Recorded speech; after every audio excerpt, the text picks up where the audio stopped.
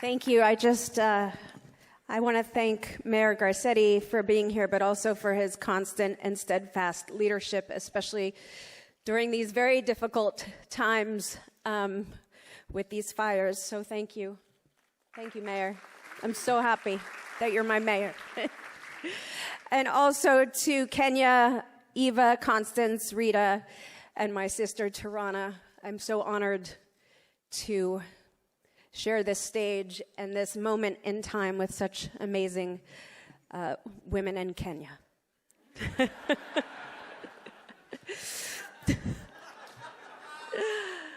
So our days started in 35,000 different ways. It was a Sunday, so some of us were home, some of us were at work, some of us were just getting back from a night shift.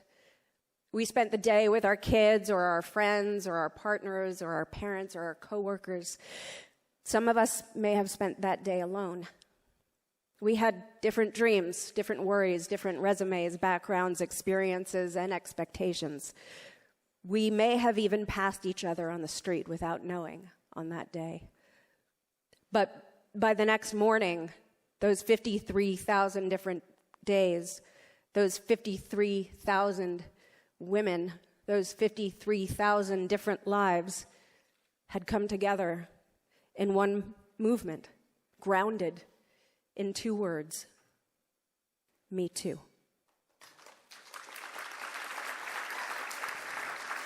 The hashtag Me Too has been used almost 20 million times in 85 different countries and has become so much more than just a hashtag.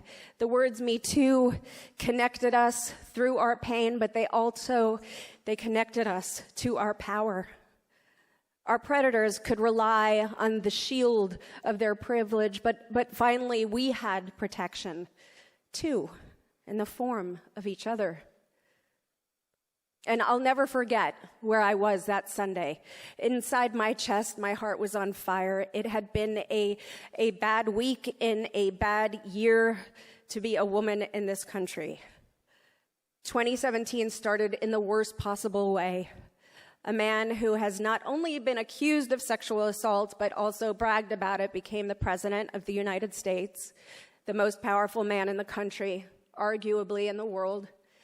And then, even in the face of our hard-fought resistance, he proceeded to then spend the year trying to roll back our rights. So thank God for the ACLU.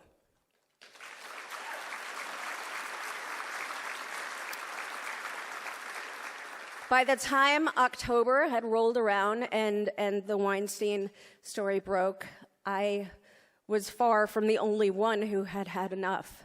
And I kept asking myself this really simple question that I couldn't find an answer to, which was simply, why are people so horrible to women? So I spent my weekend reading article after article about prominent men accused of sexual assault and abuse. And on the one hand, I was glad that these stories were being written, but I didn't like the way they were being told. You see, the predator was always the protagonist, and the coverage was about his life, his career, how much he had to lose, not the women that he hurt or abused or driven from the workforce, not the women who had been ripped from society, their ideas and contributions lost to us all. The data tells us 1 in 3 women have experienced sexual advances from a man they work with. Really let that sink in. 1 in 3.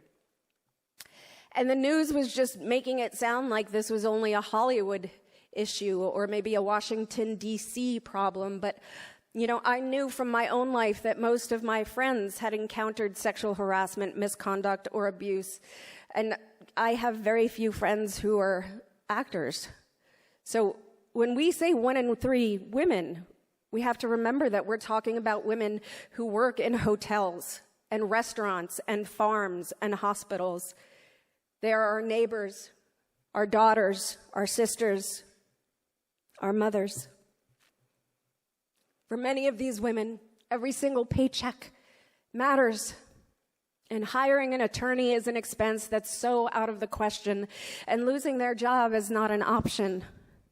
And even if they do speak up, they run the risk that no one will believe them or that they will be ridiculed by the president. These are women who are targeted precisely because they are vulnerable, women whose abusers count on their silence. And I thought it was time that we hear their stories too. So on that Sunday, I got into bed with my daughter, and I watched her sleep, and I wept for her, and I vowed that her future would be different. And just then, serendipitously, my friend Charlotte Clymer sent me a message with an idea, a call to action first sounded a decade ago by the amazing Tarana Burke. And it was at once a small act of solidarity and a chance to illustrate the enormous scope of this plague in our society. If you had been sexually harassed or assaulted, reply with me too. If predators already had their platforms, this I hoped could be ours. These men who had demanded access to our bodies thought they themselves were untouchable. This, I hoped, could finally be the balance of power. So, by sharing our stories, by sharing our pain, stories in which we were the protagonists, we made clear that every single one of us was so much more than just a victim of someone else's actions. We were going to be the heroes of our own stories. We would be the agents of change. And yes, we want our abusers to know that they can and should be held accountable, but this is so much bigger than them. We want to end the entire spectrum of sexual misconduct once and for all, and we want to dismantle the systems that allowed these crimes to go on for so long. And as I see it, there are three things that must happen first: education, legislation, and activation. First, education. I'm raising 2 kids right now, a boy and a girl, and I think all the time about the forces that will shape the people that they become. And I know that they are learning about equality at home, and I try to make sure of that, but I also know that there are kids who aren't. So I think that this should be a part of every curriculum in every school. Lessons that absolutely everyone needs to hear, because respecting the value of every single human is a basic fundamental requirement of being part of society. And apparently there are a lot of people that still don't understand that. So we need to make sure that that message is reaching everyone. And second is legislation. It's time, in fact, it is way past time to pass the Equal Rights Amendment.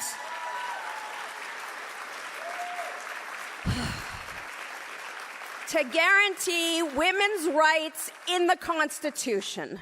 And I cannot believe it's 2018 and we're still talking about this, but here we are. And we need other protections too. We need paid family leave, equal pay for equal work, Violence Against Women's Act, Domestic Workers Bill of Rights in all 50 states.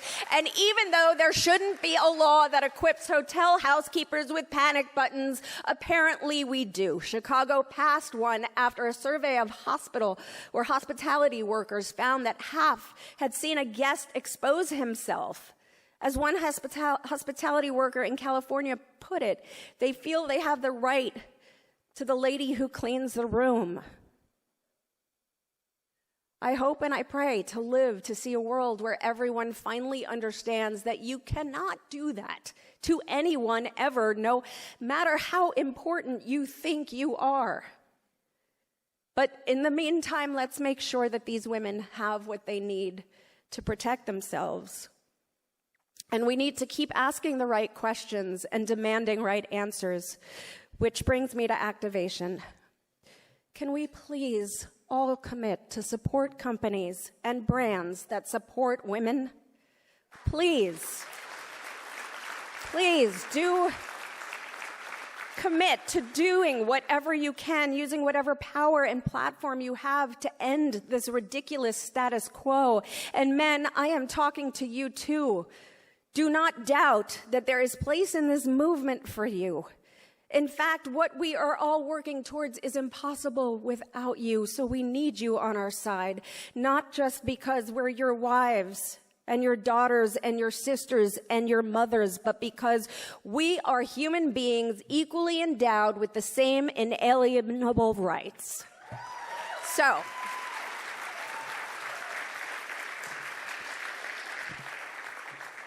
please, let's move forward together.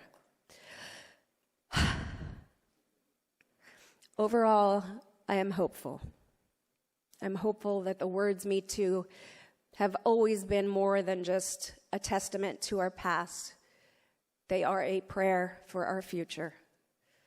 I'm hopeful that these stories won't be the norm for my daughter's generation, because there will be a new set of expectations for the men of my son's generation. I'm hopeful that eventually we'll stop hearing new voices say those words altogether. But this movement isn't going anywhere until our work is done. The words "Me Too" are going to keep echoing. They will reverberate off of every closed door. They will bounce off of every glass ceiling. We will feel their vibrations every time they hit a wall that stands between us. Me too. Me too. Me too.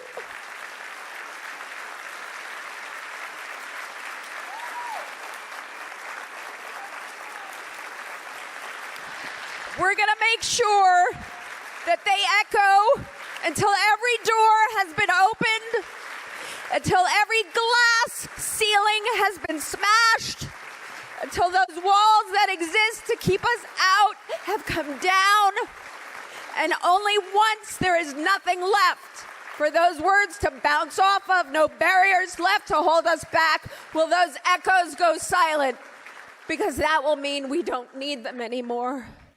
And that's what I'm praying for. And that's what I'm working every day for. And that's what the ACLU is working towards. For my daughter, for your daughter, for all of us. Thank you so much.